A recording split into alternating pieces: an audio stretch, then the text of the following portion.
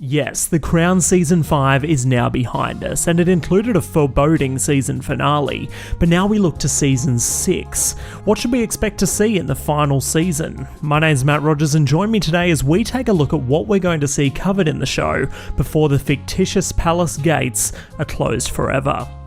Now, I'm bringing you all the latest news and updates on The Crown and delivering it straight to your subscription feed. So to stay up to date and support the channel, be sure to hit that like button, subscribe, and ring that bell to not miss a single thing.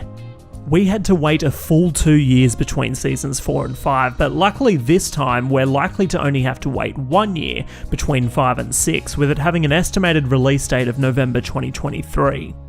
Season 6, the season that actually wasn't initially going to happen. Creator Peter Morgan and Netflix previously agreed that the show would only be 5 seasons, but after the unprecedented success of the show, Netflix confirmed a 6th and final season, which Morgan advised would allow them to flesh out the events of the 1990s and early 2000s.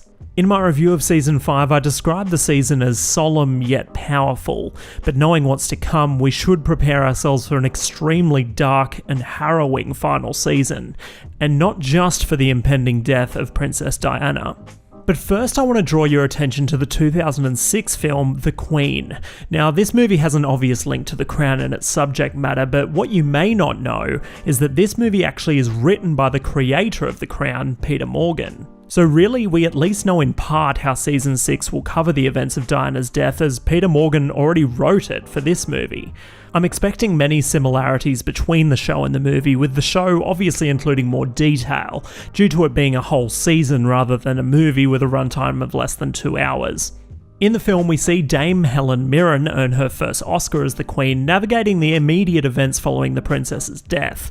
It shows a cold and shallow response from the palace, whilst Prime Minister Tony Blair encourages them to modernise and allow the people to mourn their princess.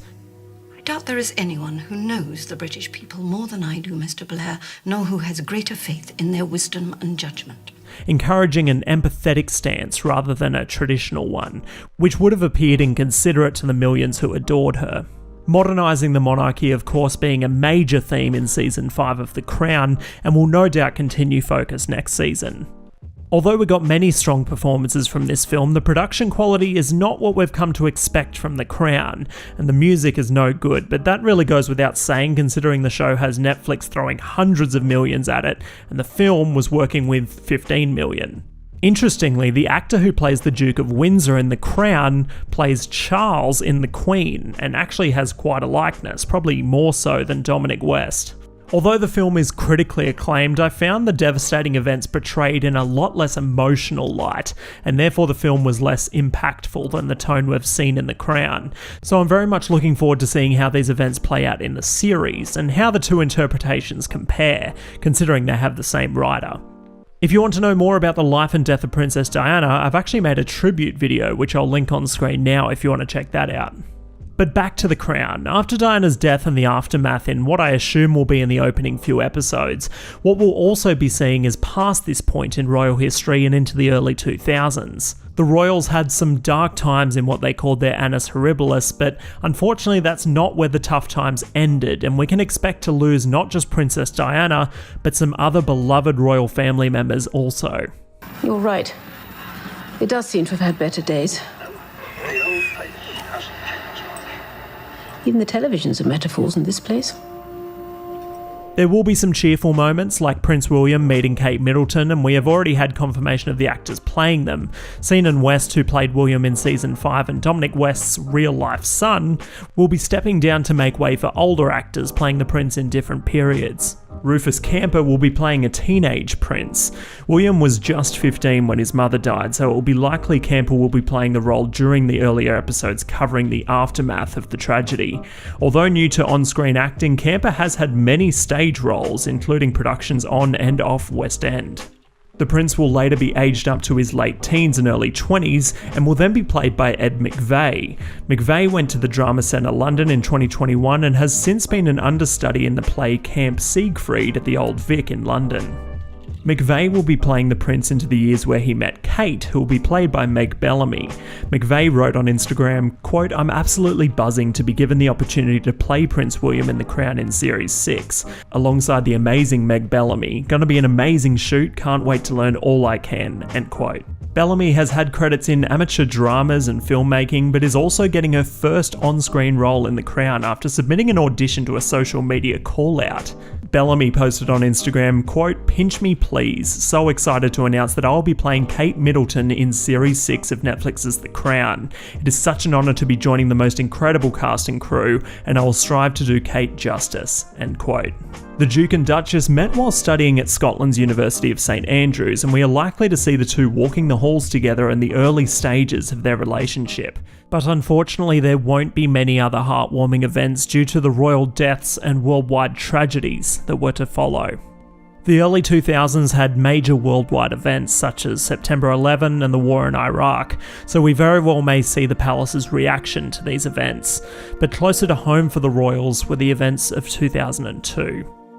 2002 started with the death of the Queen's sister, Princess Margaret, who died peacefully in her sleep at the age of 71, which obviously would have been a significant loss for the Queen and the royal family as a whole. At this time, the Queen's mother was extremely unwell and frail, however insisted on being there for her daughter's funeral, which she was able to attend at the age of 101. However, in the weeks following Margaret's funeral, the Queen Mother died with the Queen by her bedside. This period will be an extremely emotional one in the show, however I do feel it will be covered respectfully and with dignity, as we've seen in royal deaths so far in the series. If I had to guess, I think the show's final scenes will be the Queen's Golden Jubilee celebrations, marking her ascending to the throne 50 years earlier. Although the actual anniversary was 3 days before the death of Princess Margaret, celebrations took place year-round, specifically mid-year. I think that could make for a powerful finale, especially in light of the events that preceded it.